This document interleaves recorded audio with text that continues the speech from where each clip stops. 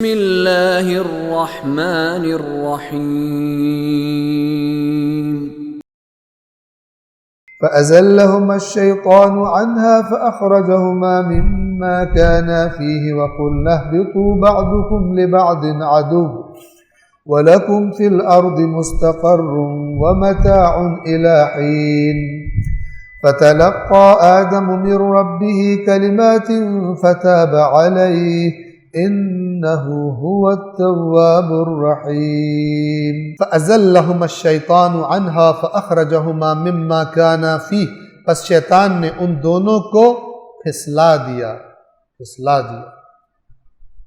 اس سے جس میں وہ دونوں تھے اس سے نکلوا دیا وَقُلْنَا اهْبِطُوا اور ہم نے کہا نیچے اتر جاؤ، نیچے چلے جاؤ، بَعْضُكُمْ لِبَعْضٍ عَدُوٌّ اب جب تم نیچے جاؤ گے ایک دوسرے کے دشمن ہوگے۔ اب اس ایک دوسرے کے دشمن سے کیا مراد ہے؟ یا تو یہ مراد ہے کہ انسان اور شیطان ہمیشہ تمہاری دشمنی رہے گی، اور یا یہ کہ جب انسانوں کی بھی کثرت ہو جائے گی تو انسان بھی ایک دوسرے کے ساتھ دشمنیاں بھی کریں گے۔ جب زمین پر رہنا ہے تم نے تو یہ حالت تمہاری ہوگی۔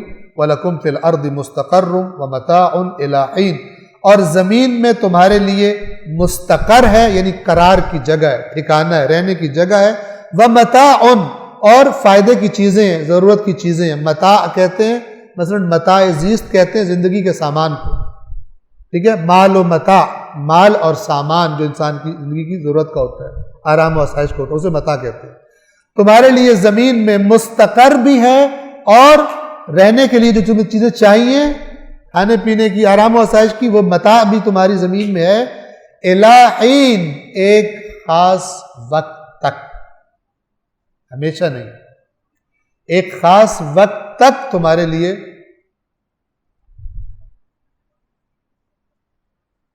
آپ کا زندگی کا پلان یہ ہو مثلا کہ میں نے پاکستان میں زیادہ سے زیادہ مثلا 10 سال رہنا ہے، وہ آپ کی کوئی مجبوری ہو، 10 سال میں نے پاکستان میں رہنا ہے، 10 سال کے بعد میں نے شفٹ ہونا ہے مثال کے طور پر کسی اور ملک میں۔ اب پاکستان میں آپ جو گھر بنائیں گے اور جو چیزیں اپنے لیے کریں گے وہ ہر چیز میں یہ پہلو ہوگا خریدتے وقت لیتے وقت کہ میں نے یہاں پہ ہمیشہ نہیں رہنا۔ اور اگر آپ کوئی ایسا گھر مثلا کوئی ایسا کام کرتے ہیں جو کام دیکھنے والے سے یہ کہہ رہا ہے کہ اس نے ہمیشہ یہاں پہ رہنا ہے، تو آپ کا وہ دوست کہے گا یار تو نے تو چلے نہیں جانا، تو پھر کیوں یہاں پہ پیسہ اتنا لگا رہا ہے؟ ٹھیک ہے نا؟ یعنی آپ کا جو آپ کے بارے میں علم ہے آپ کے دوست کو کہ اس کا تو پلان ہی نہیں یہاں رہنے کا۔ اب آپ جب کام اپنے پلان کے خلاف کریں گے تو وہ کیا کہے گا آپ سے؟ تم یہ کام کیوں کرو؟ پلان چینج تو نہیں ہوگا تمہارا۔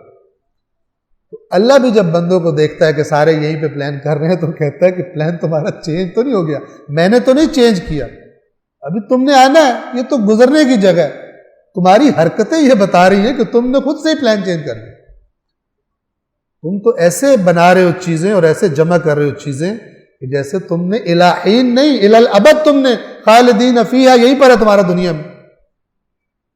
کیا فرمایا؟ اتر جاؤ وَلَكُمْ فِي الْأَرْضِ مُسْتَقَرٌّ وَمَتَاعٌ إِلَىٰ حِينٍ لَا خَالِدِينَ فِيهَا۔ وہ کہا ہے جنت اور جہنم میں کہا کہ پھر وہاں پر خالدین فیہا، وہاں ہمیشہ ہمیشہ رہو گے، یہاں پر ہمیشہ رہنا نہیں ہے۔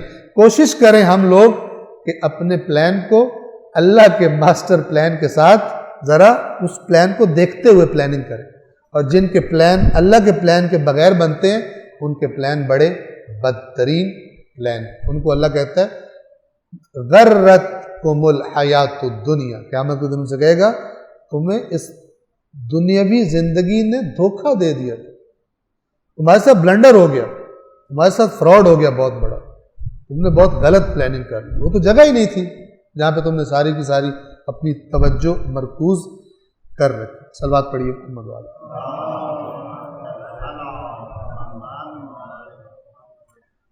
فَتَلَقَّى آدَمُ مِن رَبِّهِ كَلِمَاتٍ فَتَابَ عَلَيْهِ إِنَّهُ هُوَ التَّوَّابُ الرَّحِيمُ۔ جیسے ہی تذکرہ آتا ہے قرآن میں، یعنی اللہ خود تذکرہ کرتا ہے کہ بندہ ذرا سا پریشان ہو گیا اللہ کی بات نہ مان کر، اسی وقت اللہ کا لب و لہجہ 180 ڈگریز، مثلاً اپنے لفظوں میں کہہ رہا ہوں، لب و لہجہ 180 ڈگریز کیا ہوتا ہے؟ چینج ہو جاتا ہے، اور فوراً ڈھیر سارا پیار، ڈھیر ساری رحمت، ڈھیر ساری امیدیں، ڈھیر سارے اجر، اصلاً جیسے اللہ کو یاد ہی نہیں ہے اس نے پہلے کیا کیا تھا۔